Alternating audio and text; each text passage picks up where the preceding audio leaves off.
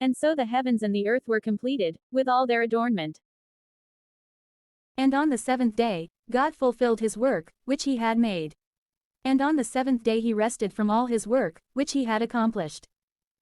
And he blessed the seventh day and sanctified it. For in it, he had ceased from all his work, the work whereby God created whatever he should make. These are the generations of heaven and earth, when they were created, in the day when the Lord God made heaven and earth. And every sapling of the field, before it would rise up in the land, and every wild plant, before it would germinate.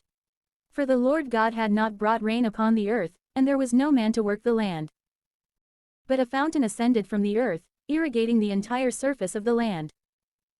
And then the Lord God formed man from the clay of the earth, and he breathed into his face the breath of life, and man became a living soul. Now the Lord God had planted a paradise of enjoyment from the beginning. In it, he placed the man whom he had formed. And from the soil the Lord God produced every tree that was beautiful to behold and pleasant to eat. And even the tree of life was in the midst of paradise, and the tree of the knowledge of good and evil. And a river went forth from the place of enjoyment so as to irrigate paradise, which is divided from there into 4 heads. The name of one is the Physon, it is that which runs through all the land of Hevelath, where gold is born. And the gold of that land is the finest.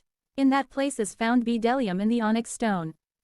And the name of the second river is the Gihon, it is that which runs through all the land of Ethiopia. Truly, the name of the third river is the Tigris, it advances opposite the Assyrians. But the fourth river, it is the Euphrates. Thus, the Lord God brought the man, and put him into the paradise of enjoyment, so that it would be attended and preserved by him. And he instructed him, saying, From every tree of paradise, you shall eat. But from the tree of the knowledge of good and evil, you shall not eat. For in whatever day you will eat from it, you will die a death. The Lord God also said, It is not good for the man to be alone. Let us make a helper for him similar to himself. Therefore, the Lord God, having formed from the soil all the animals of the earth and all the flying creatures of the air, brought them to Adam, in order to see what he would call them. For whatever Adam would call any living creature, that would be its name. And Adam called each of the living things by their names, all the flying creatures of the air, and all the wild beasts of the land.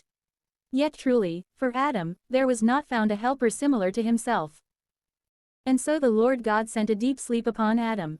And when he was fast asleep, he took one of his ribs, and he completed it with flesh for it. And the Lord God built up the rib, which he took from Adam, into a woman. And he led her to Adam. And Adam said, Now this is bone from my bones, and flesh from my flesh. This one shall be called woman, because she was taken from man.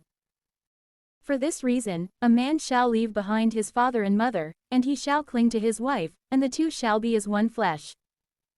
Now they were both naked, Adam, of course, and his wife. And they were not ashamed.